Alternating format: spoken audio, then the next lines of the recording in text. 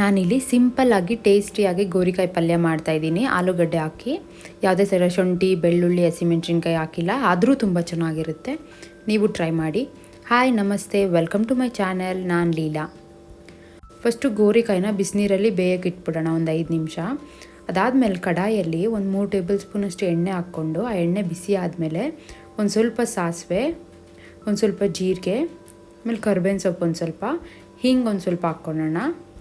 ಅದಾದಮೇಲೆ ಒಂದು ಈರುಳ್ಳಿನ ಕಟ್ ಮಾಡಿ ಇಟ್ಕೊಂಡಿದ್ದೆ, ಅದನ್ನು ಹಾಕ್ಕೊಂಡಿದ್ದೀನಿ. ಈರುಳ್ಳಿ ಸ್ವಲ್ಪ ಫ್ರೈ ಆಗಬೇಕು. ಅದಾದಮೇಲೆ ಆಲೂಗಡ್ಡೆನ ಹಾಕ್ಕೊಳ್ಳಿ. ಆಲೂಗಡ್ಡೆನ ಇವಾಗಲೇ ಹಾಕ್ಕೋಬೇಕು, ಯಾಕಂದರೆ ಅದು ಸ್ವಲ್ಪ ಜಾಸ್ತಿ ಬೇಯಬೇಕಲ್ವ, ಅದಕ್ಕೆ ಇದನ್ನು ಕವರ್ ಮಾಡಿ ಸ್ವಲ್ಪ ಹೊತ್ತು ಬೇಯಿಸ್ಕೊಳ್ಳಿ. ಅದಾದಮೇಲೆ ಬೇಯಿಸಿಟ್ಕೊಂಡಿರ್ತೀವಲ್ಲ ಗೋರಿಕಾಯಿ, ಅದನ್ನು ಹಾಕ್ಕೊಂಡು ಅದ್ರ ಜೊತೆನೇನೆ ಟೊಮೆಟೊನೂ ಹಾಕ್ಕೊತಾ ಇದ್ದೀನಿ ನಾನಿಲ್ಲಿ. ಇದನ್ನು ಸ್ವಲ್ಪ ಮಿಕ್ಸ್ ಮಾಡಿ ನಾವೇನೇನು ಮಸಾಲ ಹಾಕ್ಕೋಬೇಕೋ ಇವಾಗಲೇ ಹಾಕ್ಕೊಳ್ಳೋಣ.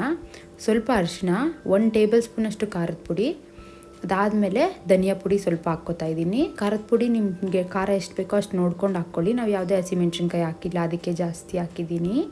ಸ್ವಲ್ಪ ಉಪ್ಪು ಹಾಕ್ಕೊಳ್ಳಿ. ಅದಾದಮೇಲೆ ಸ್ವಲ್ಪ ಗರಂ ಮಸಾಲ ಪೌಡರ್ ಹಾಕಿ ಮಿಕ್ಸ್ ಮಾಡಿಬಿಟ್ಟು ಕವರ್ ಮಾಡಿ ಒಂದು ಸ್ವಲ್ಪ ಬೇಯಿಸಬೇಕು. ಒಂದು 10 ನಿಮಿಷ ಬೇಯಿಸ್ಕೊಳ್ಳಿ. ಅದಾದಮೇಲೆ ಕೊತ್ತಂಬರಿ ಸೊಪ್ಪು ಹಾಕ್ಕೊಂಡು ಗಾರ್ನಿಷ್ ಮಾಡ್ಕೊಳ್ಳಿ. ಅಷ್ಟೇನೇನೆ, ತುಂಬ ಈಸಿ, ತುಂಬ ಬೇಗ ಆಗುತ್ತೆ, ಟೇಸ್ಟು ಕೂಡ ಚೆನ್ನಾಗಿರುತ್ತೆ. ನೀವು ಇದನ್ನು ರೈಸ್ ಜೊತೆ ತಿನ್ಬೋದು, ಚಪಾತಿ ಜೊತೆ ತಿನ್ಬೋದು, ಹಂಗೆ ಕೂಡ ತಿನ್ಬೋದು. ನಾವು ಚಪಾತಿಗೆ ಮಾಡ್ಕೊಂಡಿದ್ವಿ ಇದನ್ನು, ತುಂಬ ಚೆನ್ನಾಗಿತ್ತು. ನಿಮಗೇನಾದರೂ ಈ ರೆಸಿಪಿ ಇಷ್ಟ ಆಗಿದ್ದರೆ ಲೈಕ್ ಮಾಡಿ, ಕಮೆಂಟ್ ಮಾಡಿ, ಫ್ರೆಂಡ್ಸ್ ಆ್ಯಂಡ್ ಫ್ಯಾಮಿಲಿ ಜೊತೆ ಶೇರ್ ಮಾಡಿ. ಇದೇ ಥರ ವೀಡಿಯೋಸ್ಗೆ ಸಬ್ಸ್ಕ್ರೈಬ್ ಮಾಡೋದನ್ನು ಮರಿಬೇಡಿ. Thank you for watching. Bye.